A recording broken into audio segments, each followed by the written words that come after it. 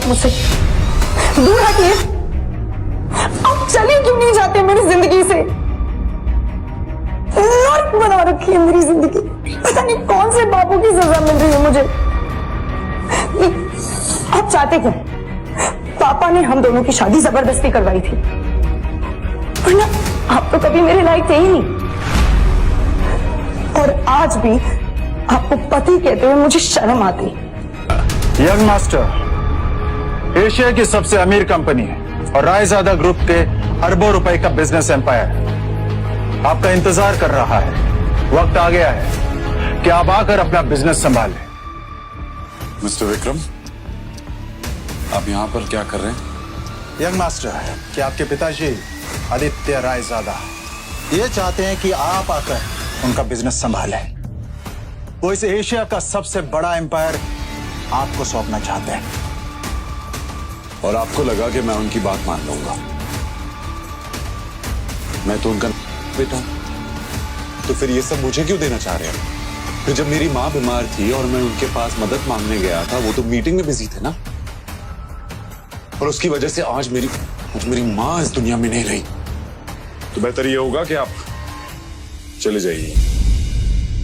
और हाँ, कभी कभी वो किसी रईस को जब अपनी बीवी को एक महंगे होटल में खाना खिलाते देखता था तो वो खुद से कहता था, एक दिन अपना भी टाइम आएगा जब मैं महंगे सूट में ऐसी किसी महंगे होटल में अपनी बीवी शनाया को दर्शन के साथ खाना खिलाऊंगा। जब वो मेरे सीने से लग के एक रोमांटिक डुएट में मेरे साथ रोमांटिक कैंडल लाइट डांस करेगी ना, तो वहां बैठे सारे रईसजादों के सीने पर सांप लौटेंगे।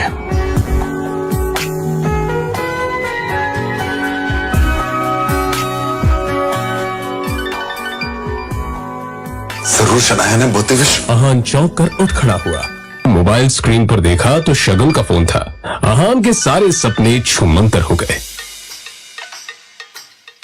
शगुन आहान की बीवी शनाया की कजिन थी, जो हमेशा ही आहान को नीचा दिखाने की कोशिश करती थी। मोबाइल की तरफ देखकर आहान ने बुरा सा मुंह बनाया और फिर कुछ सोचकर फोन उठा लिया। मेरे प्यारे जीजा जी, फोन नहीं उठाते आप? वो मैम। अच्छा वो सब छोड़िए, आप एक काम कीजिए, साहू ज्वेलर्स पे मेरा एक नेकलेस पड़ा है, मैंने ओनर को कॉल कर दिया है। वहाँ जाके नेकलेस कलेक्ट करके मेरे घर पे आइए। शगुन, मुझे बैंक जाना है और ये मैं बैंक जाने का तेवर किसी और को दिखाइएगा जीजा जी। वैसे भी आपको हमारे फैमिली के टुकड़ों पर ही पलना है ना? तो जितना काम कहा जा रहा है उतना कीजिए। और हाँ, नेकलेस के साथ में ओनर आपको 30,000 रुपए भी देगा, वो लेकर मेरे घर पे आ जाइए। और 30,000 रुपए में से 1 रुपया भी कम नहीं होना चाहिए, समझे ना? देखो शगुन, आज तक मैंने कभी चोरी नहीं की है।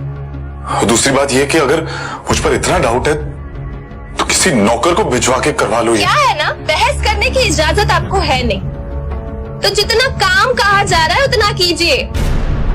1 घंटे के अंदर नेकलेस और पैसे लेकर मेरे घर आ जाइए। और फिर से कह रही हूँ, 30,000 रुपए में से 1 भी रुपया कम नहीं होना चाहिए। बाय। अरे है दीदी को बुलाओ यार, है दीदी।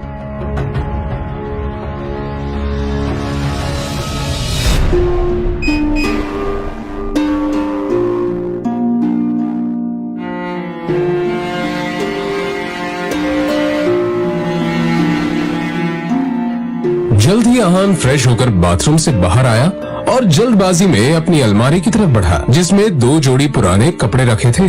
उनमें से जो सबसे साफ कपड़ा था, आहान ने उसे पहनने के लिए चुना।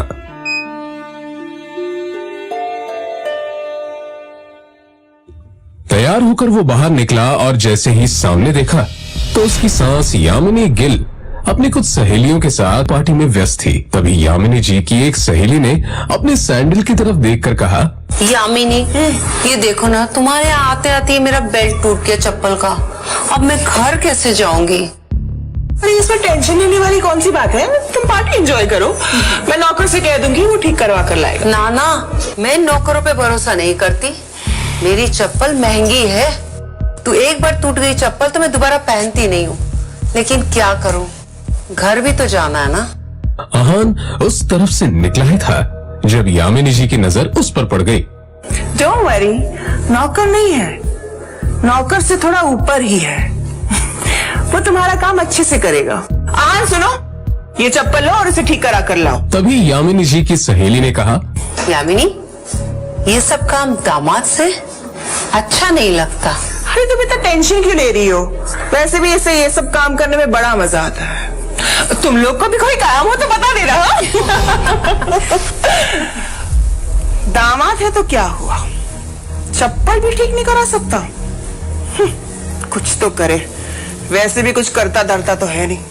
ये बातें सीधा आहान के दिल पर आकर लगी, मगर अब उसे ये सब हमेशा ही सुनने की आदत हो गई थी। उसे याद था कि आज उसका बर्थडे है, मगर ये सिर्फ उसे ही याद था, बाकी किसी को भी इससे कोई मतलब नहीं था। शगुन का काम करने जा रहा। बहस मत करो, जो काम दिया है वो करके आओ।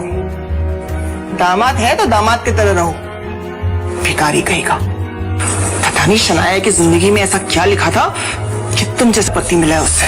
और अब यामिनी जी की सहेली ने आहान को उसकी टूटी हुई सैंडल की स्ट्रैप दिखाकर कहा, ये वाली चप्पल ठीक करना है, महंगी दुकान में ठीक करवाना, समझ में आया?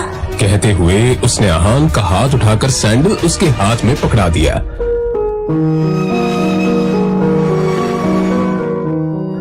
ना चाहते हुए भी आहान को यह काम करना ही पड़ रहा था।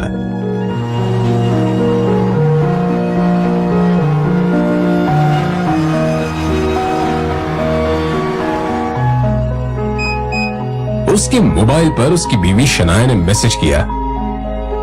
ये मैसेज पढ़ते ही आहान के होठों पर एक स्माइल आ गई और उसकी पूरे दिन की टेंशन जैसे गायब ही हो गई।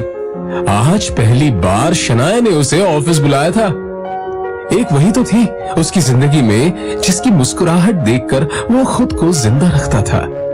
शनाया का चेहरा देखे बिना आहान को चैन नहीं मिलता था और उसके बस में होता तो शनाया की हर एक खुशी के लिए खुद को लाखों बार कुर्बान कर देता। रास्ते में आहान को एक फूलों की दुकान मिली।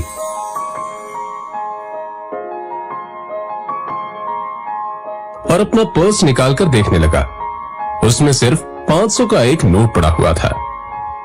जैसे ही आहान वापस मुड़ा तो उसे शगुन का काम और अपनी सास के दिए हुए काम याद आ गए। उसने एक नजर घूर कर उस सैंडल की तरफ देखा और कहा, माफ करना आंटीज और सासू माँ, आप लोगों को सादर प्रणाम। पर शनाया से बढ़कर मेरे लिए और कुछ नहीं है। थोड़ी सी डांट सुन लेंगे आपसे। और फिर उस पैसे से आहान ने शनाया के लिए फूलों का वो बुके ले लिया। आज वो पहली बार गिल कंस्ट्रक्शन के ऑफिस जा रहा था, जो कंपनी गिल खानदान की थी। ये सोचकर आज वो फूला नहीं समा रहा था कि वहां उसका अच्छे से स्वागत होगा कि तभी सामने से आने वाले एक आदमी से आहान टकरा गया। उसका नाम देव मल्होत्रा था। यू इडियट, दिखाई नहीं देता तुम्हें? पता नहीं कहां से मुंह उठाकर चले आते हैं। इस ऑफिस में तुम्हारी खड़े होने की भी औकात नहीं और ऐसे टहल रहे हैं जैसे तुम्हारी खाले जी का घर है। कौन हो तुम? शायद देव मल्होत्रा ने भी उसके बदरंग कपड़ों से उसे नौकर या ऑफिस बॉय ही समझ लिया था। मल्होत्रा ने एक नजर नीचे पड़े बुके की तरफ देखा और फिर उसे अपने पैरों तले कुचल के बाहर निकल गया। आहान ने अपना सर झुकाए बस उस बुके की तरफ देखा। उधर शनाया अंदर से ये नजारा देख रही थी। तभी आहान की नजर शनाया पर पड़ी तो एक पल के लिए वो अपनी बेइज्जती भूल गया और वो शनाया के केबिन में दाखिल हो गया। वो शनाया की तरफ बढ़ा। अब जाने भी तो शनाया, जो हुआ मेरे साथ वो हुआ और तुम इतना टेंशन क्यों ले रही हो? जो बात गई वो बात गई। तभी शनाया चीखते हुए बोली, दूर हटिए आप मुझसे, दूर हटिए। आप चले क्यों नहीं जाते मेरी जिंदगी से? नर्क बना रखी है मेरी जिंदगी। आहान को एकदम से झटका सा लगा। वो खुले मुंह से शनाया की तरफ देखता रह गया। तभी शनाया आगे बोली, पता नहीं कौन से बाबू की सजा मिल रही है मुझे। आप चाहते क्या? पापा ने हम दोनों की शादी जबरदस्ती करवाई थी, वरना आप तो कभी मेरे लायक थे ही नहीं। और आज भी आपको पति कहते हुए मुझे शर्म आती। अरे आज तो ड्राइवर नहीं था इसलिए आपको बुला लिया। पर मुझे क्या पता था कि मेरा पति इस काम के भी लायक नहीं है। यहां आकर आपने मेरे सबसे पुराने क्लाइंट मिस्टर मल्होत्रा को नाराज कर दिया है। अब कैसे होगा काम मेरा? आंखों में आंसू लिए शनाया ने आगे कहा, मैं जहां पर भी जाती हूँ आप मुझे बेइज्जती के सिवा और कुछ नहीं दे सकते। सिर्फ एक बदनुमा दाग बनकर रह गए हैं आप मेरी जिंदगी पर। इतना कहकर शनाया केबिन के बाहर निकल आई। तभी रास्ते में पड़े बुके की तरफ देखकर शनाया ने कहा, क्या है ये सब? क्या गंदगी फैला रखी है यहाँ पर? फेंको इसे डस्टबिन में। फूल को अपने पैरों से कुचलते हुए आगे बढ़ गई।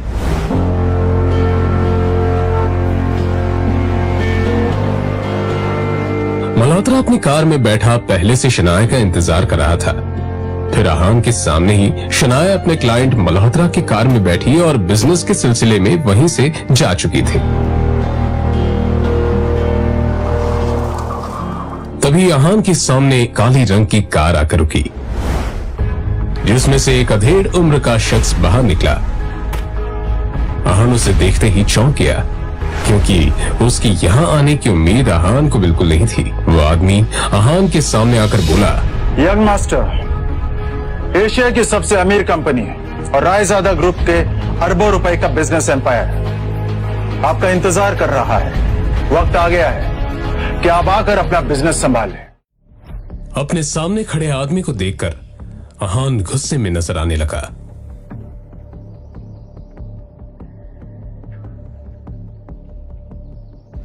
मिस्टर विक्रम, आप यहां पर क्या कर रहे हैं? यंग मास्टर, मैं आपको लेने के लिए आया हूं। देखिए, मैं आपके साथ बहस तो नहीं कर सकता। मैं भी आपके पिताजी का एक नौकर ही हूं। पर हाँ, उन्होंने जो काम बोला है वो तो मुझे करना ही होगा। सीधे पॉइंट पर आइए। पहेलियां बुझाना मुझे पसंद नहीं है। तो मैं आपसे ये कहने के लिए यहां आया हूं कि आपके पिताजी आदित्य रायजादा ये चाहते हैं कि आप आकर उनका बिजनेस संभालें।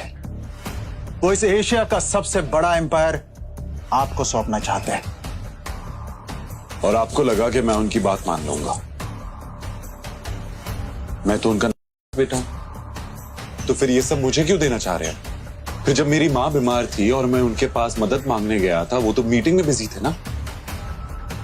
और उसकी वजह से आज मेरी मां इस दुनिया में नहीं रही, और इसके लिए मैं उन्हें कभी माफ नहीं करूंगा। तो बेहतर ये होगा कि आप चले जाइए। आहान के इस बात पर विक्रम ने एक लंबी सांस ली और फिर कहा, यंग मास्टर, आप तो जानते हैं आपके पिताजी कितने जिद्दी हैं। वो आपको वापस लाने के लिए किसी भी हद तक जा सकते हैं, किसी भी हद तक। उनके सामने कोई औकात नहीं रखता। वो जब चाहे, जिसे चाहे, जहां चाहे पल में मिट्टी में मिला सकते हैं। लेकिन हाँ, जो आपके साथ हुआ उसे भूल जाए और रायजादा ग्रुप को अपना ले।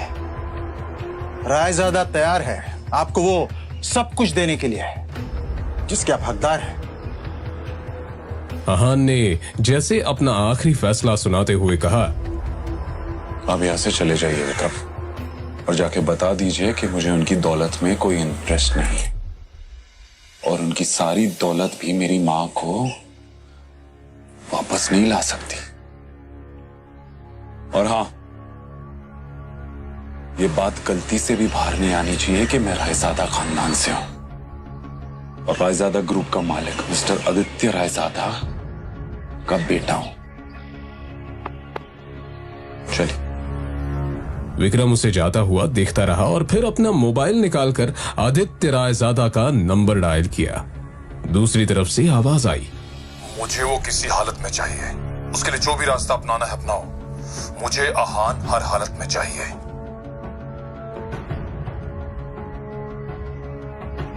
यंग मास्टर, आपको आना ही होगा।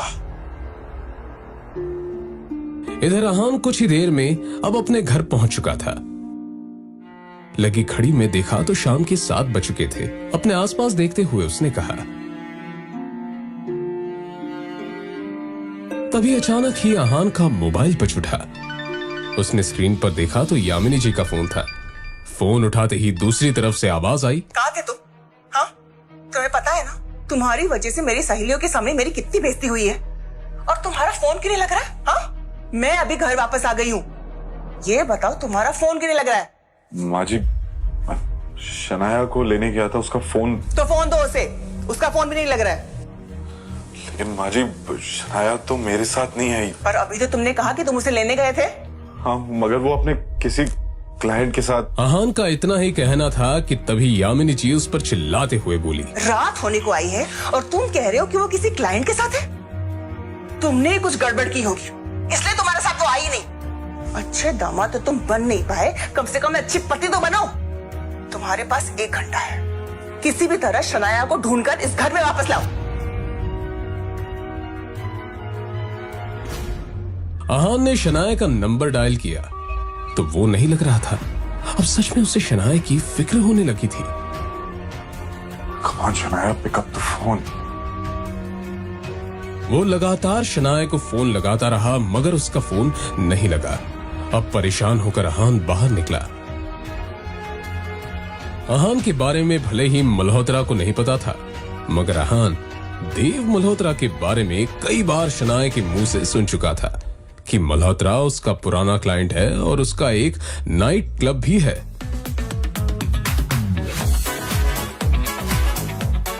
अंदर बेहद ही शोर शराबा था और लोग शराब पीकर नाच रहे थे। आहान ने चारों तरफ देखा पर कहीं भी उसे शनाया नजर नहीं आई। यहाँ तुम्हारी हिम्मत कैसे यहाँ आने की?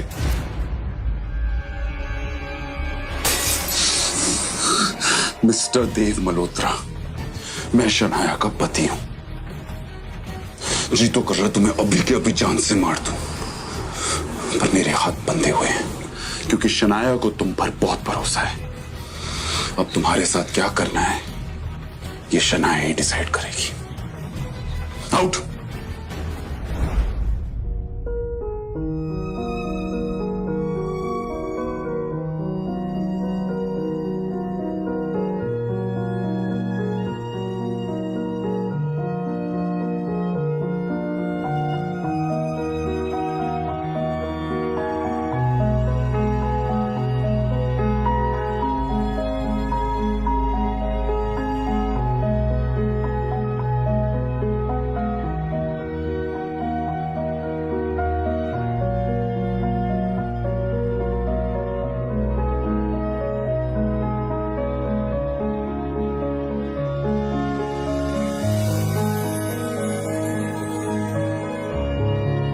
मुझे पता है हमारा एक साथ सोना आपको पसंद नहीं है, पर आज रात आपको इसी कमरे में सोना पड़ेगा। आप ऐसी हालत में नहीं हो जो मैं आपको अकेला छोड़ दूं।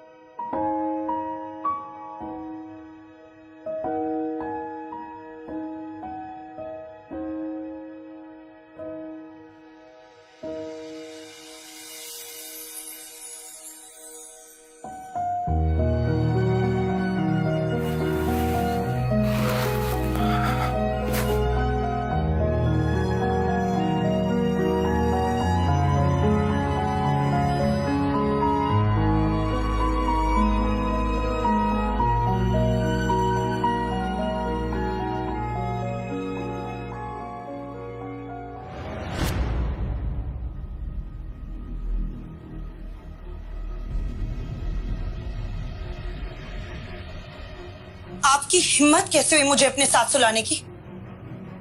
कैसे आई मैं यहाँ? कैसे आई हूं मैं यहाँ? नहीं, एक सेकंड, आपको पता है ना कि मेरा कमरा अलग है, फिर भी आपने अपने बिस्तर पर अपने साथ मुझे सुलाने की हिम्मत की कैसे?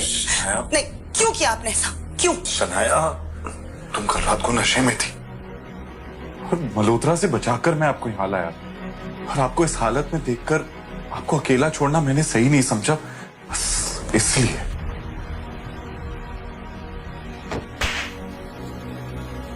अब शनाया को बीती रात की सारी घटनाएं याद आ गई, जब देव मल्होत्रा ने उसके ड्रिंक में कोई दवा मिला दी थी और फिर उसका फायदा उठाना चाहा था। मुझे याद आ गया कि मेरे साथ कल क्या हुआ था। पर अगर आप ये समझते हो कि आप इस बात का फायदा उठाकर मेरे करीब आ सकते हो तो ये दिमाग से कंप्लीटली निकाल दो। आपके चक्कर में मुझे याद ही नहीं रहा कि मुझे कितना जरूरी काम करना था। इस मल्होत्रा का तो कुछ करना पड़ेगा। मुझे पता ही नहीं था कि ये इतना घटिया इंसान निकलेगा।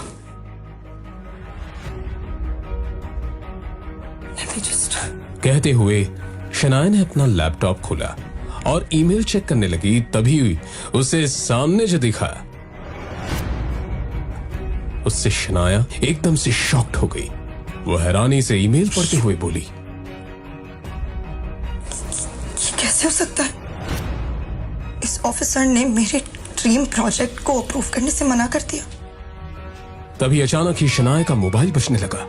उसने स्क्रीन पर देखा तो उसके दादाजी आनंद गिल का कॉल था। गिल कंस्ट्रक्शन कंपनी के बिजनेस से जुड़े सारे अहम फैसले वही लेते थे। शनाया फोन की तरफ ऐसे देखने लगी जैसे अगर उसे उठा लिया तो कयामत ही आ जाएगी। उसे पता था कि बिजनेस से जुड़े फैसले लेने में उसके दादाजी बेहद सख्त हैं। हमारी कंपनी के सबसे बड़े प्रोजेक्ट को तुमसे वापस लिया जा रहा है और साथ ही अब तुम इस फैमिली बिजनेस से अलग रहोगी। तुम्हारा अब गिल कंस्ट्रक्शन से कोई वास्ता नहीं होगा। I hope that is clear.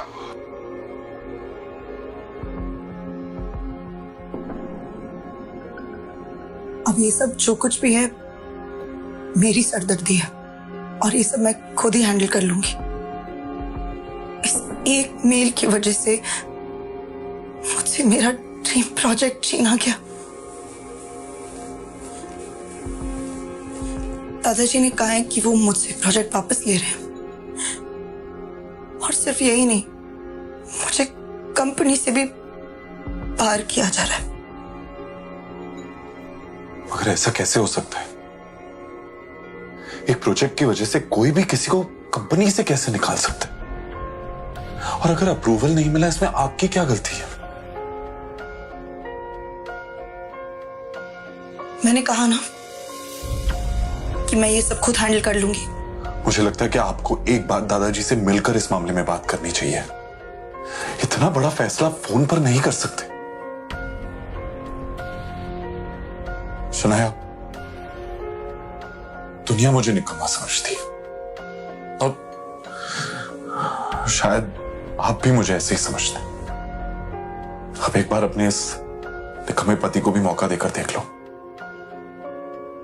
ओह, तो आप अपने आप को बड़ा तीसमार खान समझते हैं ना? क्या कर लेंगे आप? मेरे साथ चलो और अपने दादाजी से बात करो।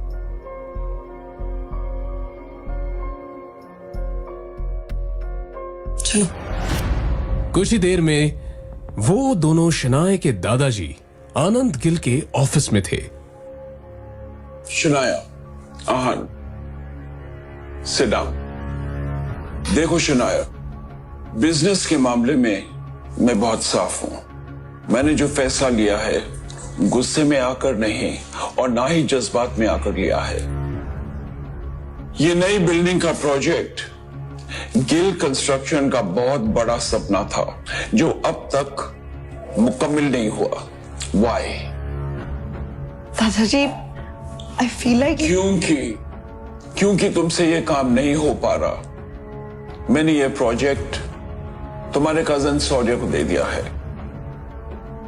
आज से वो इस प्रोजेक्ट को हैंडल करेगा।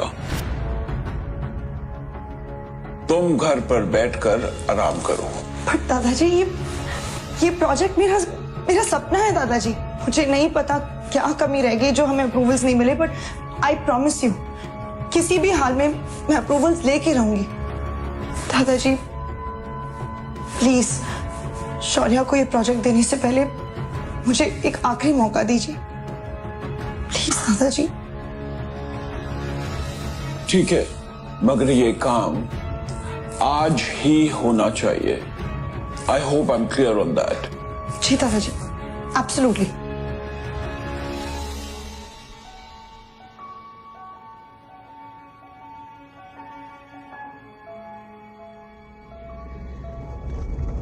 शौर्य शनाया का ही कजिन था, जो हमेशा से शनाया को बिजनेस से बाहर करना चाहता था। उसकी हसरत थी कि एक दिन वो इस बिजनेस एम्पायर को हासिल कर ले, और इसके लिए शनाया को वो हर हाल में पीछे छोड़ना चाहता था। अप्रूवल के लिए आई हो, मगर अफसोस अब कोई फायदा नहीं है, क्योंकि उस ऑफिसर को मैंने ऑलरेडी खरीद लिया।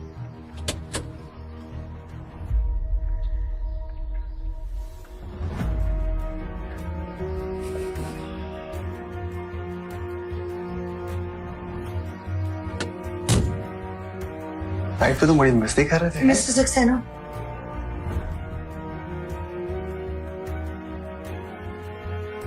कहिए शनाया जी, कैसे आना हुआ? गिल कंस्ट्रक्शन की जो बिल्डिंग है उसके सारे डॉक्यूमेंट्स कंप्लीट है और हर जगह पर सारे नियमों का पालन भी किया गया है। बावजूद इसके हमें अप्रूवल नहीं मिला। क्या मैं आपसे पूछ सकती हूँ कि आपने ऐसा क्यों किया? मैंने ही इन्हें ऐसा करने बोला था। कामिनी, तुम यहाँ? हाँ, मैं यहाँ, मैं यही काम करती हूँ। और ये जिस सक्सेना से तुम बात कर रही हो ना, वो मेरा पति है शनाया। जब मुझे पता चला कि तुम्हें हमारे अप्रूवल की जरूरत है, तो मैंने ही इन्हें ऐसा करने से मना कर दिया। आज मेरा पति वो जगह पे है जहाँ वो तुम्हारा काम बना भी सकता है और बिगाड़ भी सकता है। लेकिन तुम तो बहुत पैसे वाली हो ना शनाया, तू जाओ करवा लो अपना काम, जिससे भी करवा सको। कामिनी, जो कुछ भी हुआ वो सब मेरी गलती थी। मैं बहुत नासमझ थी। प्लीज अगर हो सके तो सब भूल जाओ। मैं नहीं भूल सकती शनाया, मैं नहीं भूल सकती उस दिन को शनाया, जिस दिन मेरी शादी तय हुई थी और ये बात मैं तुम्हारे साथ सारी सहेलियों को बता रही थी, और तुमने मेरे बेरोजगार पति के बारे में सुनकर सबके सामने उसका मजाक उड़ाया था और मेरा भी मजाक उड़ाया था। सारी सहेलियां हंस रही थी मेरे ऊपर और मैं रोते हुए वहां से आई थी। कामिनी देखो, वो सब मेरी नासमझी थी और मैं बहुत ज्यादा शर्मिंदा हूँ। शर्मिंदा होने से काम नहीं चलेगा शनाया। उस दिन का बदला तुम्हें आज चुकाना होगा। बेइज्जती के बदले बेइज्जती होनी चाहिए। मतलब ये तुम्हारा पति है ना, इसने आज तक कौन से झंडे गाड़ दिए शनाया? अरे इसकी तो मेरे पति के बराबर खड़े रहने की भी औकात नहीं है। और मैंने सुना है कि ये घर जमाई बनकर रहता है। कामिनी, अब तुम गलत बोल रही हो। मैंने अभी कुछ कहा ही कहा है शनाया। ठीक है, अब सुनो, अगर तुम्हें अप्रूवल चाहिए तो तुम्हारे पति को बोलो मेरे पति के सामने हाथ जोड़ के गिड़गिड़ा के अप्रूवल की भीख मांगे। कामिनी, तुम बाहर का रास्ता उधर है शनाया।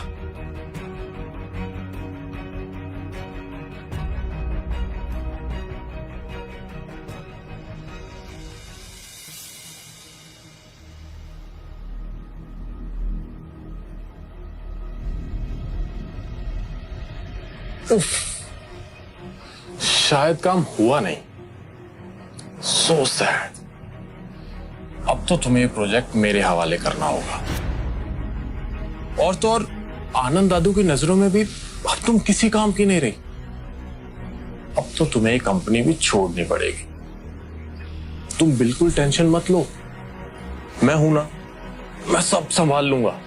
तुम बस घर पर आराम करो अपने उस निकम्मे पति के साथ, उसकी बीवी बनकर। और वो तुम्हारा पति कहां रह गया? वापस नहीं आया तुम्हारे साथ?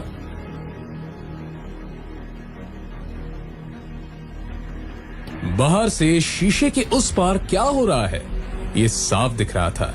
और फिर शनाया ने जो देखा उससे तो शनाया को झटका सा लगा।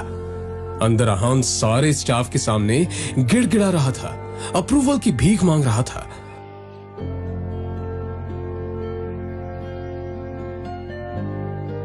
सचमुच बहुत प्यार करता है तुमसे, तुम्हारे लिए कुछ भी कर सकता है। वैसे कहां से मिला तुम्हें ये?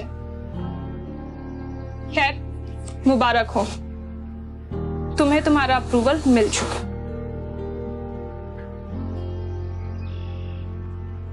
मगर ये कैसे हो सकता है? मैंने तुम्हारे पति को पैसे दिए हैं। वो तुम्हें वापस मिल जाएंगे। मेरे लिए मेरा बदला ज्यादा जरूरी था।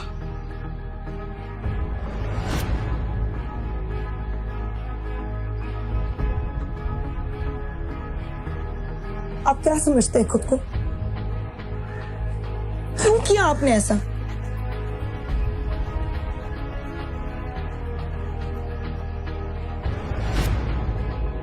तुझे क्या लगता है कि तेरे ऐसा करने से शनाया को सब कुछ वापस मिल जाएगा?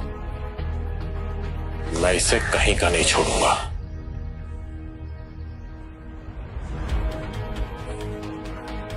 तू क्या दुनिया में कोई भी शनाया का बाल तक बांका नहीं कर सकता। तो मगर कब तक साथ देगा तू शनाया का? देखता जा, मैं तेरा और शनाया का रिश्ता ही खत्म कर दूंगा। कोशिश कर ले, चल जाएगा।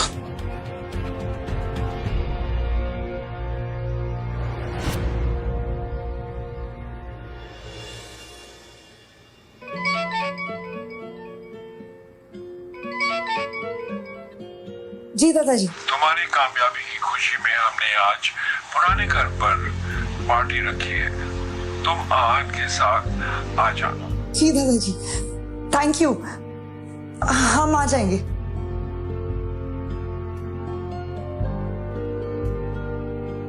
क्या वो दादाजी ने पुराने घर में पार्टी रखी है और हम दोनों को बुलाए हैं।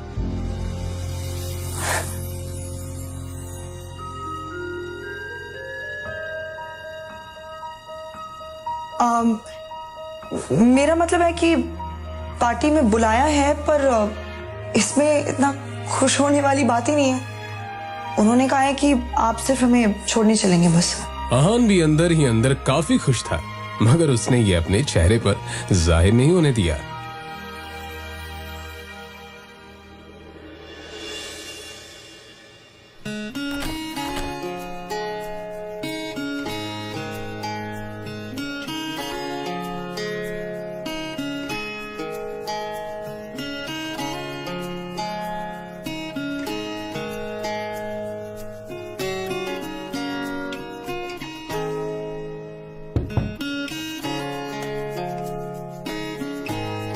इतना हैरान होने की कोई जरूरत नहीं है। अपने लिए कुछ कपड़े मंगवाए थे, पसंद नहीं आए। दुकानदार पैसे वापस ही नहीं कर रहा था, तो मैंने सोचा आपके लिए कुछ मंगवा।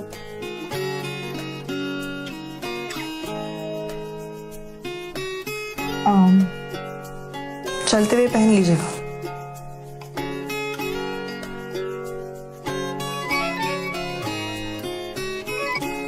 हाँ शगुन बोलो।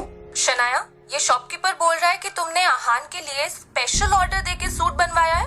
क्या चल रहा है ये सब? तो मैं आहान के लिए कुछ करूं तो उसमें गलत क्या है? फोन रखो, बाद में बात करते हैं। शाम हो चुकी थी और सभी बड़े लोग पार्टी में आ चुके थे। आहान और शनाया को देखकर शौर्य और शगुन के मन में कुछ और ही चल रहा था। एक काम बोला था मैंने इस आहान को, वो भी नहीं हुआ इससे। आजकल बहुत सर पर चढ़कर नाच रहा है। इसके लिए मैंने खुद कुछ सोच रखा है, कुछ ऐसा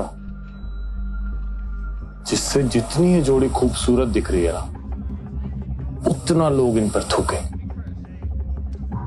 उसके लिए मुझे तुम्हारा साथ चाहिए होगा।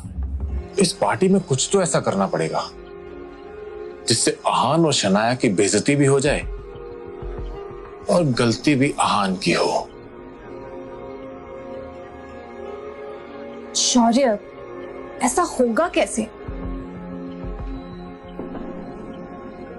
इस गरीब सड़क छाप पे इतना महंगा सूट कुछ जम नहीं रहा है। शनाया, वेलकम बच्चा। Aahan, welcome to the party. Come let's have a drink. आ जाओ। शनाया भी पता नहीं आजकल इसे कुछ ज्यादा ही भाव देने लग गई है। पता नहीं क्या हो गया इसे। सही कहा, आजकल कुछ ज्यादा ही उछल रहा है। अब देखो मैं क्या करता हूं।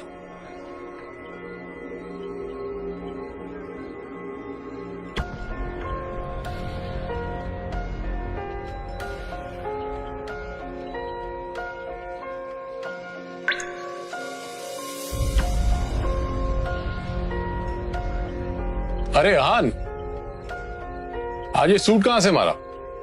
ओ, अब ये निकम्मा पति अपनी पत्नी के टुकड़ों पे पलने भी लगा है, वरना तुम्हारी इतनी औकात का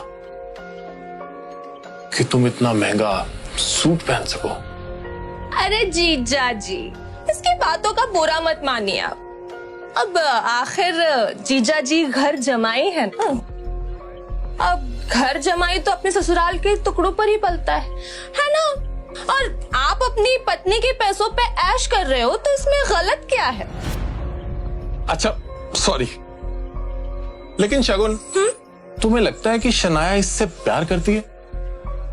तुम्हें ऐसा क्यों नहीं लगता? वो देखो, अपने पति को छोड़कर। हाँ,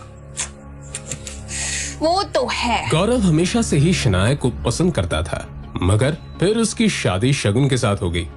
बावजूद इसके गौरव अब भी कोई मौका नहीं छोड़ता था, इसलिए अब भी वो उस पर ट्राई करता रहता था। हाँ, ये बात अलग थी कि शनाया गौरव को जरा भी भाव नहीं देती थी।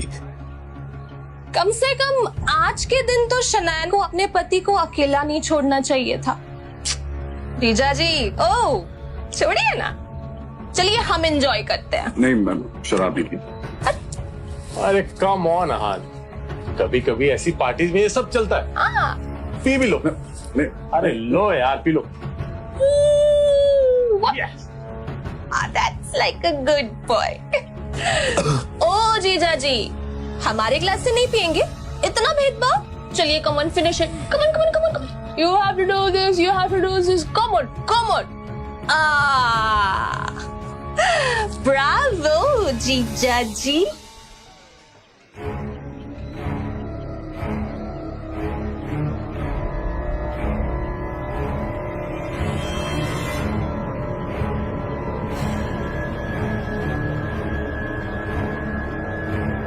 सुनिए सुनिए सुनिए, ये है हमारे घर के दामाद।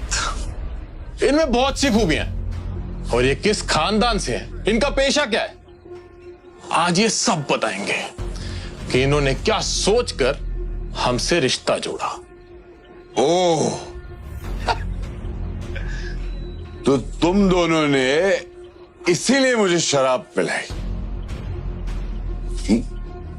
अब अगर इतनी जिज्ञासा हो ही रही है तो सुनो। साले साहब, पहले आपसे शुरू करते हैं। तुम ना एक नंबर के लालची और खुदगर्ज इंसान हो। गिल कंस्ट्रक्शन के भाग दौड़ को हासिल करना चाहते हो और इसीलिए तुम शनाया को अपने रास्ते से हटाना चाहते हो। अरे तुम तो हमारा रिश्ता भी तोड़ना चाहते हो। ये क्या बकवास कर रहे हो? चुप, बिल्कुल चुप, मेरी बात खत्म नहीं हुई अभी तक। हाँ, तो तुम इस बिजनेस को हासिल करने के लिए तरह तरह की चालें चलते हो। अपने बाप नीरज गिल के साथ मिलकर दादाजी की चपलूसी करते हो और उन्हें शनाया के खिलाफ भड़काते हो। Stop it. आखिर ये हो क्या रहा है यहाँ? दादाजी। वैसे भी दादाजी, आपका क्या कहना। दिखाने को तो आप शनाया को मौका देते रहते हो, लेकिन अंदर ही अंदर आप शौर्य को ज्यादा चाहते हो। इसीलिए तो आपका हर एक फैसला शौर्य के हक में और शनाया के खिलाफ होता है। You are disgusting. जाओ यहां से। आहान, अपनी हद में रहो। ये हमारे दादाजी हैं। तुमसे उम्र, रिश्ते और औहदे में सबसे बड़े हैं। शगन, ओ शगन, तुम्हारी कमी थी। क्या है, मुझे पता है कि शनाया के खिलाफ तुम और शौर्य अब एक हो चुके हो। आखिर तुम शौर्य के चाचा की बेटी जो हो। अंदर ही अंदर तुम एक दूसरे के बारे में जो भी कहो, पर जब बात शनाया की आती है, मुझे पता है कि तुम दोनों एक हो जाते हो। इसीलिए मुझे शराब पिलाई ताकि तुम मेरी बेइज्जती कर सको, है ना? पर तुम लाख कोशिश करो, मैं शनाया के साथ हूं और मेरे होते हुए शनाया का कोई कुछ नहीं बिगाड़ सकता। सच कहूं सोनिया, तो एक शनाया ही है जो तुम सबसे ज्यादा टैलेंटेड है, सबका ख्याल करती है, सबका फिक्र करती है, लेकिन भेदभाव भी उसी के साथ हो रहा है। अपनी ये बकवास बंद करो। ऑलरेडी बहुत बेइज्जती करवा चुके हो तुम। निकल जाए यहां से। तू कल भी शनाया की जूती के बराबर था और आज भी वही है। आज तुम दोनों ने बेशर्मी की सारी हदें पार कर दी। किसी को नीचा दिखाने के लिए कोई इतना गिर सकता है, ये मैं पहली बार देख रही हूं। आज के बाद आहान को कुछ भी कहने से पहले एक बात याद रखना, ये मेरे पति हैं और जो तुम लोगों के लाख कोशिशों के बावजूद भी ना बदल नहीं सकते। इसलिए अगली बार आहान के साथ कुछ भी गलत करने की कोशिश की ना, तो मुझसे बुरा कोई नहीं होगा। चलिए। ये सब क्या है शौर्य? ये आहान हमारे खानदान पर धब्बा बन चुका है आंटी। और ये शनाया, ये इसी के साथ रहना चाहती है। हाँ, लेकिन हम कर भी क्या सकते हैं? शनाया के पापा ने इस मुसीबत को हमारे गले बांध दिया है। कर सकते हैं, हम बहुत कुछ कर सकते हैं। अगर आप चाहें तो हम इनका रिश्ता भी खत्म कर सकते हैं। रियली? मगर कैसे?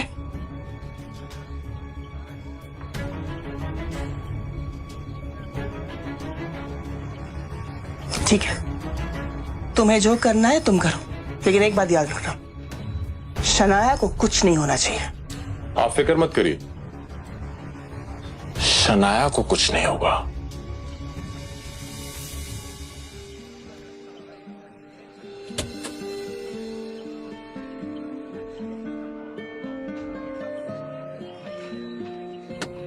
आज जो कुछ भी हुआ है उसे भड़काने में जरूर शौर्य और शगुन का हाथ है। मगर जो भी हो, आखिरकार आहान के दिल में छुपी हुई फीलिंग्स तो सामने आ गई। अब मैं कॉन्फिडेंट हूं कि आहान भी वही महसूस करता है जो मैं करती हूँ।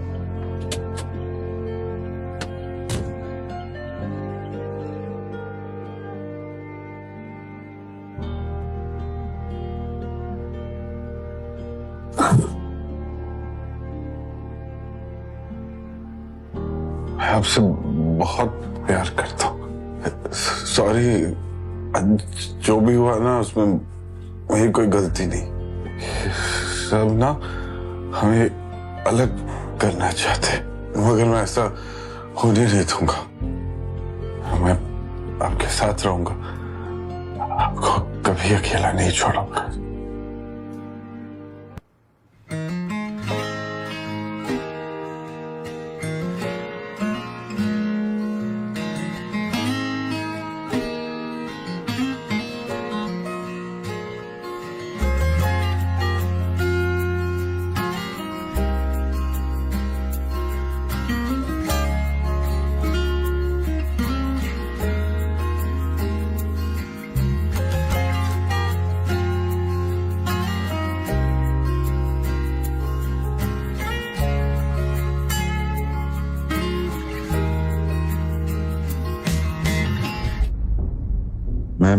मैं यहाँ कैसे आया? क्या हुआ मेरे साथ? कल रात को काफी ज्यादा हो गया था। अब मैं शनाया को कैसे फेस करूंगा? खैर, देखा जाएगा।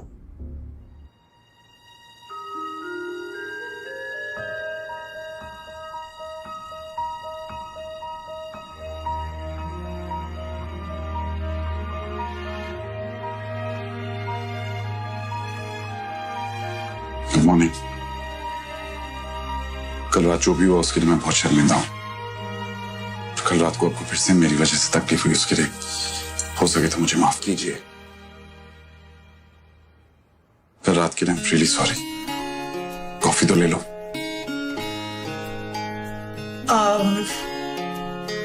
एक्चुअली वो मुझे फ्रेश होने जाना है, बहुत काम है, लौट कर पी लूंगी।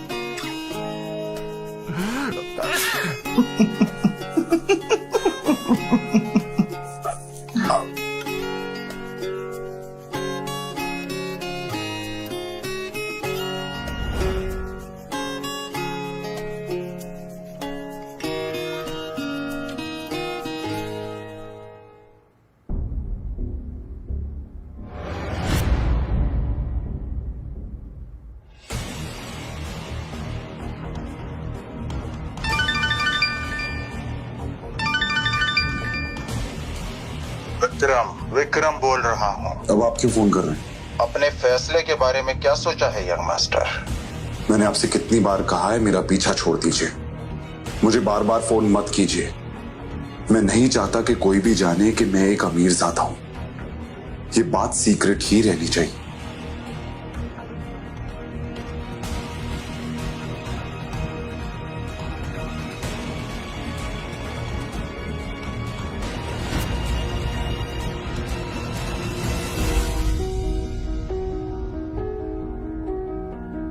क्या हुआ शनाया?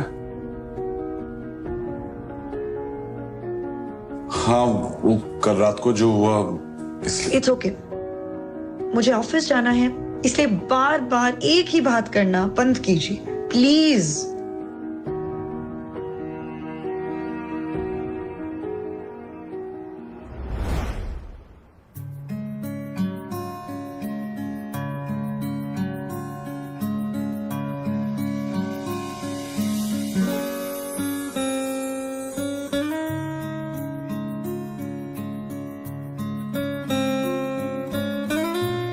शनाया, आप ये शायद ऊपर भूल गई थी, लगा लीजिए वरना आपके सर में दर्द शुरू हो जाएगा। दोनों अपने मंजिल की तरफ निकल पड़े। वो मैं सोची थी कि क्यों ना मैं इस बाइक से ही चलूं, ट्रैफिक में आसानी हो जाएगी ना।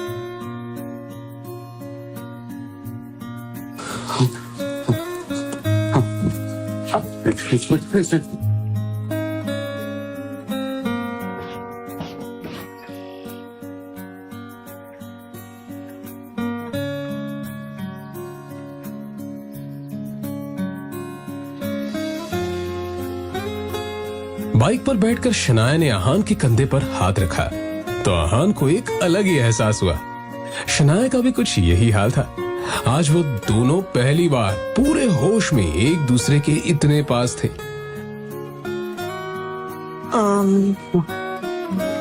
आप चलेंगे या किसी और का भी इंतजार है?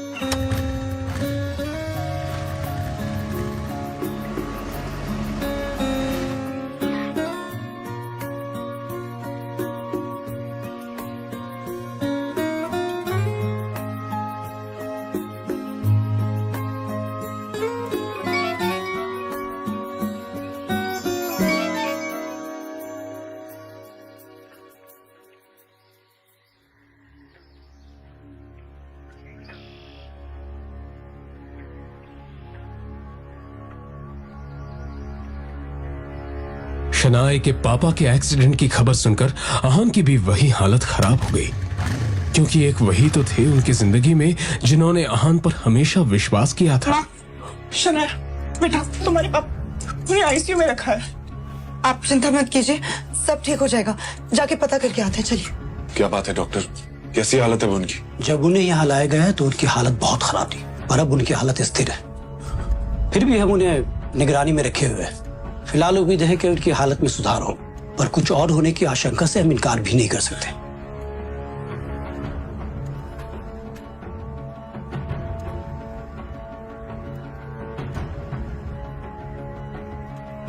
आहान, शनाया और यामिनी जी का पूरा दिन कश्मकश में बीत गया। शाम होने को आई थी और अब भी वो सब हॉस्पिटल में मौजूद थे। शनाया की हालत आहान से देखी नहीं जा रही थी। तभी कुछ सोचते हुए आहान ने शनाया के पास जाकर कहा, अब मां को लेकर घर निकल जाइए शनाया। अंकल की देखभाल के लिए मैं यहाँ हूं, जो भी होगा मैं आपको फोन करता रहूंगा। पर मैं पापा को इस हाल में छोड़कर कैसे जा सकती हूँ? उनकी हालत। देखो शनाया, अंकल के लिए मेरा प्यार आपसे कम नहीं है उन्होंने मेरे लिए जो कुछ भी किया है उसका एहसान मैं नहीं चुका सकता। वो मेरे लिए भगवान के समान है। इसलिए मैं कह रहा हूं आप खुद पर ध्यान दीजिए और मां को लेकर घर जाइए। मैं यहां पे सब कुछ संभाल लूंगा।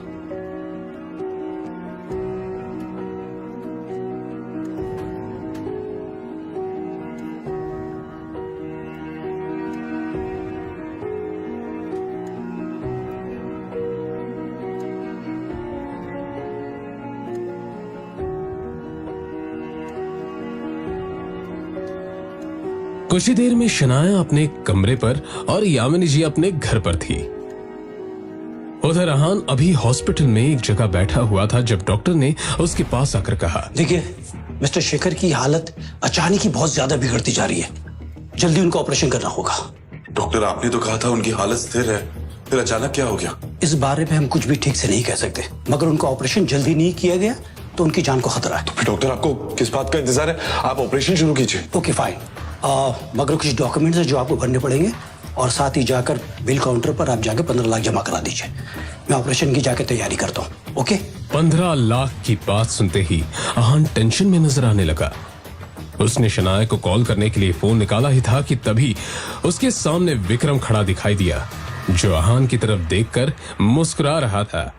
उसे देखते ही अहान के दिमाग में ढेर सारे डाउट्स आ गए और वो विक्रम के पास जाकर बोला, आप यहाँ पे क्या करें? वैसे शनाया पैसे का इंतजाम आसानी से कर लेगी, लेकिन आपने ये सोचा है यंग मास्टर कि ये सब अपने आप कैसे हो गया? यह एक्सीडेंट तुम्हारे पापा के कहने पर ही करवाया गया है। आपकी हिम्मत कैसे हुई ये करवाने की? आदित्य रायजादा की हिम्मत इतनी ज्यादा है कि उनके एक इशारे पर शेयर मार्केट हिल सकता है। ये तो एक मामूली सा एक्सीडेंट है। ये आपने सही नहीं किया और इसकी कीमत आपको चुकानी ही होगी। बस 15 लाख की तो कीमत है और मैं वो पूरी देने के लिए तैयार हूं। रायजादा ग्रुप को अपना लो। वैसे भी इस कंपनी के सामने 15 लाख ऊंट के मुंह में जीरे समान है। ये पैसे तो तुम्हें देने ही होंगे, लेकिन अंकल के एक्सीडेंट का हिसाब मैं बाद में लूंगा, लेकिन तुम्हारी बात कभी नहीं मानूंगा। वैसे भी अगर मैं तुम्हें पैसे ना दूं तो तुम्हारा काम रुकेगा नहीं। शनाया है तुम्हारे पास, क्यों? लेकिन सोचो, अगर शनाया को यह पता चल जाए कि रायजादा खानदान के साथ ताल्लुक होना ही इस एक्सीडेंट की वजह है, तो क्या वो तुम्हें माफ करेगी? हाँ? तुम्हारा ये जो रिश्ता है धीरे धीरे सही हो रहा है, वो पूरी तरह खत्म हो जाएगा। सच में विक्रम ने बड़ी ही शातिर चाल चली थी और अहान को यह अफसोस हो रहा था कि अभी तक वो इस साजिश को समझ क्यों नहीं पाया था। और हाँ, तुमने अगर ना की तो तुम जानते हो अपने पिताजी को, ये सब यहां नहीं रुकने वाला। शनाया भी है ना। आप ऐसा कुछ नहीं करेंगे जिससे शनाया या उसकी फैमिली और मुसीबत में है। मैं आपकी बात मानने को तैयार हूं, लेकिन हाँ, ये बात बाहर नहीं आनी चाहिए कि मैं कौन हूं, और ये सब मेरी वजह से हुआ है।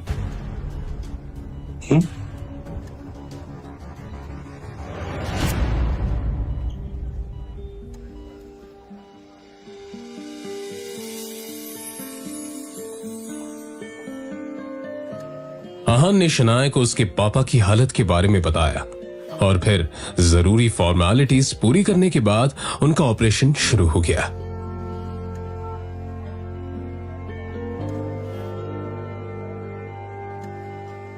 कुछ देर में डॉक्टर ने खबर सुनाई थी कि अब शेखर की हालत ठीक है। ये सुनकर दोनों ने राहत की सांस ली।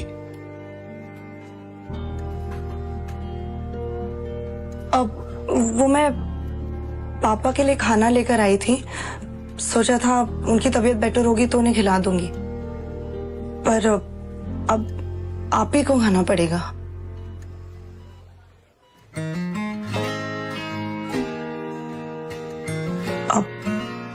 भिंडी की सब्जी है। आहान को सच में भूख लगी थी। उसने टिफिन खोला तो अंदर भिंडी की सब्जी रखी हुई थी जो आहान को बहुत पसंद थी। तभी उसे शनाया की बात याद आई कि उसने खाना पापा के लिए बनाया था, मगर उसके पापा शेखर को तो भिंडी से सख्त नफरत थी। मतलब साफ था कि शनाया ने ये खाना आहान के लिए बनाया था। पापा, मैंने क्या?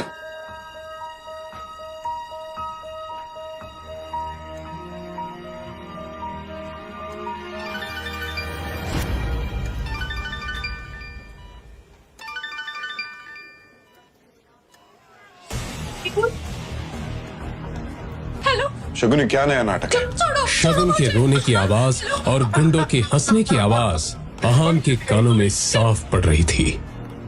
शनाया, मुझे कुछ जरूरी काम है, मैं बस कुछ ही देर में आता हूं।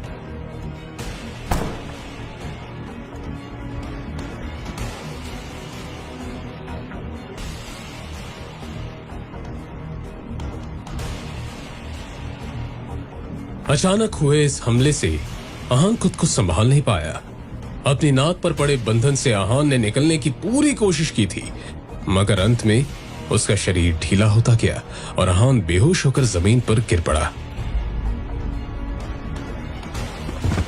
जाहिर था आहान को रुमाल में लगे क्लोरोफॉर्म की मदद से बेहोश किया गया था, और फिर जैसे ही वो बेहोश हुआ उसके सामने दो चेहरे आकर खड़े हो गए।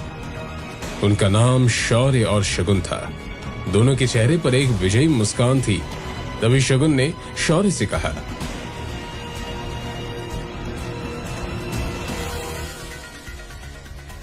इसके बाद क्या हुआ कुछ पता नहीं चला।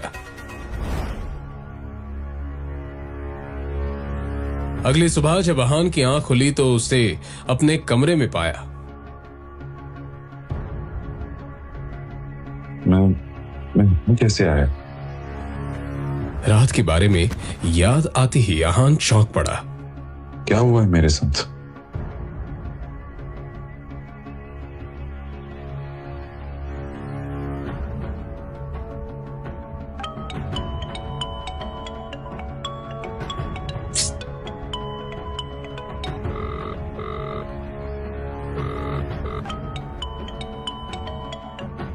हेलो शगुन, ये क्या खेल चल रहा है? कहाँ हो तुम? मैं जब मल्होत्रा के यहाँ पहुंचा तब वहां तुम नहीं थी, और फिर मुझे किसी ने बेहोश कर दिया और अब मैं अपने घर में उठाऊं। सच सच बताओ, मेरे साथ क्या हुआ? लगते नशे करने की आदत पड़ गई है क्या आपको जीजा जी? देखिए, मैंने आपको कहीं नहीं बुलाया। मैं तो शहर से बाहर हुई यार। देखिए जीजा जी, मैं बहुत बिजी। आपकी फिजूल की बातों के लिए मेरे पास बिल्कुल वक्त नहीं, ठीक है? फोन रखिए। इतना कहकर शगुन ने फोन काट दिया। तभी उसके मोबाइल पर शनाया का मैसेज आया। इस मैसेज को पढ़कर आहान ने एक लंबी सांस ली, और फिर उसकी मोबाइल पर विक्रम का फोन आया। फोन उठाते ही विक्रम ने कहा, अब आप अपना काम शुरू कर सकते हैं। फिलहाल आपके रहने के लिए रोजवुड स्प्रिंग में एक घर बुक कर दिया। आप जाकर देख सकते हैं, मगर उस कार्तिक कोहली से बचकर रहना। वो बहुत ही चालाक है और अपना काम निकालने में काफी माहिर। रोजवुड स्प्रिंग के बारे में आहान ने बहुत सुन रखा था। एक फ्लैट की कीमत भी वहां 50 करोड़ से कम नहीं थी। उसे याद था कि शनाया को ये जगह बहुत पसंद थी। अरे ओ, रुको रुको, कौन हो तुम और इस तरह से अंदर क्यों जा रहे हो? वो मुझे यहाँ पे घर खरीदना है, बस वही देखने जा रहा हूँ। ए भाई, आजकल तो कोई भी ऐसे ही इधर मुंह उठा के चला आता है, और तुम्हारी तो इधर देखने तक की भी औकात नहीं है, और बातें बड़ी बड़ी कर रहे हो। चलो निकलो ऐसे, निकलो। एक तो किसी के कपड़े देखकर उसे जज करना गलत बात होती है, और यहाँ हर गेस्ट के साथ आप ऐसी बात करते हैं क्या? मुझे जाने दीजिए। अरे जाओ जाओ, निकलो, अपनी गाड़ी लेके निकलो, चलो। और फिर इस तरह से उनके बीच बात काफी बढ़ गई। आहान उसको थप्पड़ मारने ही वाला था कि तभी पीछे से एक आवाज आई। सर। आहान ने पलटकर उस तरफ देखा तो रोजवुड स्प्रिंग का मालिक कार्तिक कोहली खड़ा हुआ था। कार्तिक कोहली उन गार्ड्स के नजदीक आकर बोला, सर इन्हें माफ कर दीजिए, इनकी तरफ से मैं आपसे सॉरी बोल रहा हूं। शायद तुम कैसे बात करने की तमीज भी भूल चुके हो। तुम्हें पता भी है सामने कौन खड़ा है? Sorry sir. निकलो, आउट। इतना कहकर कार्तिक कोहली अहान को अंदर Sorry. ले गया। इन्हें मैं कौन हूं ये बताने की कोई जरूरत नहीं है। बस इन्हें ये पता होना चाहिए कि अगर कोई गरीब भी यहाँ पे आ जाए ना तो उसके साथ भी सलीके से पेश आना चाहिए। जी जरूर। अब वैसे मुझे पता था आप यहाँ आने वाले हैं, बस इन्हें बताना भूल गया। वैसे मैंने आपके लिए लंच का इंतजाम किया, चलिए जरा हमें भी मौका दीजिए। आपका ये रोजवुड स्प्रिंग्स काफी पॉपुलर हो रहा है, पर मुझे लगता है अगर इस पहाड़ी इलाके में इसका एक्सपेंशन हो पाए ना तो ये जगह देश भर में मशहूर हो जाएगी और बड़े बड़े लोग आकर खरीदारी करना पसंद करेंगे। आप सही कह रहे हैं मिस्टर रायजादा, मगर क्या है कि इसके लिए बहुत सारे पैसों की जरूरत हो, जो फिलहाल तो मेरे पास नहीं है। अगर आप चाहें तो इस प्रोजेक्ट में मैं इन्वेस्ट कर सकता हूं। ये तो मेरे लिए बड़े नसीब की बात होगी। मुझे आपका ये फैसला मंजूर है। और फिर इस तरह से यहाँ एक डील फाइनल हो गई। कार्तिक कोहली बहुत ही खुश था। तो ठीक है, मैं चलता हूं। अरे मिस्टर रायजादा, बाहर धूप बहुत है, आप मेरी गाड़ी लेकर जाए प्लीज।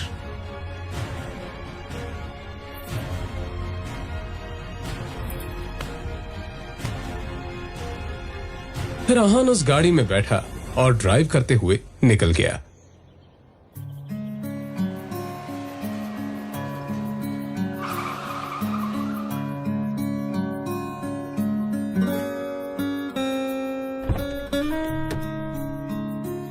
इधर अहान अब शनाए के ऑफिस के बाहर पहुंच चुका था।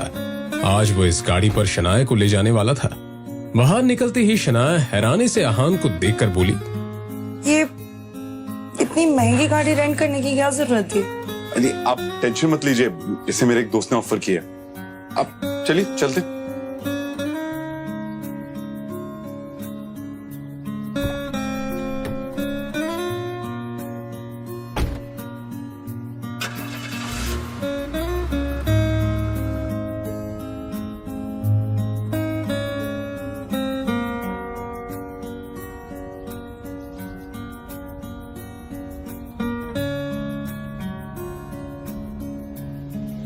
उनके बीच अभी खामोशी ही थी जब अचानक ही अहान के मोबाइल पर कोई मैसेज आया। अहान ने एक हाथ उठाकर देखा तो शौर्य का मैसेज था। उस मैसेज को खोलते ही अहान का हाथ लड़खड़ा गया। क्या हुआ? कुछ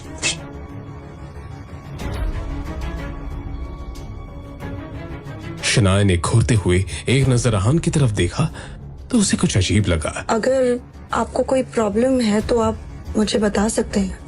शौर्य ने जो मैसेज भेजा था उसमें अहान के कई सारे फोटोज थे जिसमें अहान किसी लड़की के साथ दोनों उस तस्वीर में काफी ज्यादा इंटीमेट थे। तभी अहान को एक और मैसेज आया जिसमें लिखा हुआ था, तुम्हारी ये सारी तस्वीरें अब शनाया को मिलने वाली हैं, जल्दी घर पहुंच जाओ। ये मैसेज पढ़ते ही अहान की हालत खराब हो चुकी थी।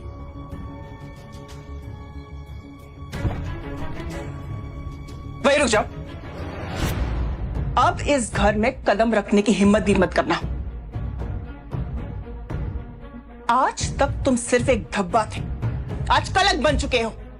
हिम्मत कैसी हुई तुम्हारी मेरी बेटी को धोखा देने की? हाँ, ये सब झूठ है, मुझे नहीं पता ये क्या क्या कह रहे हैं। अपनी ये बकवास बंद करो। इन तस्वीरों को देखकर कौन विश्वास नहीं करेगा कि ये तुम हो।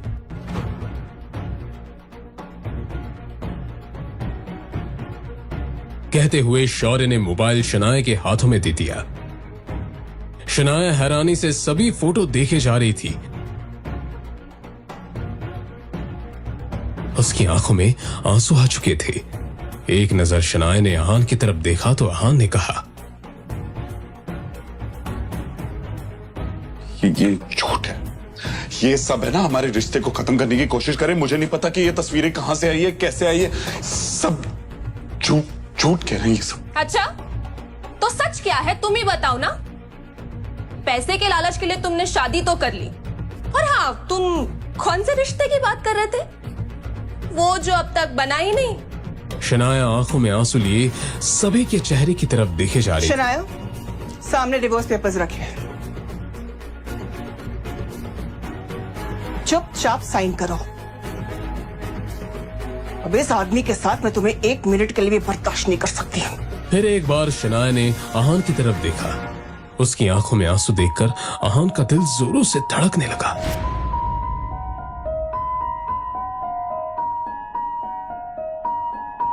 शनाया भारी कदम से उस टेबल की तरफ बढ़ रही थी जहां पर डिवोर्स पेपर रखा हुआ था। ये देखकर आहान का दिल जोरों से धड़कने लगा।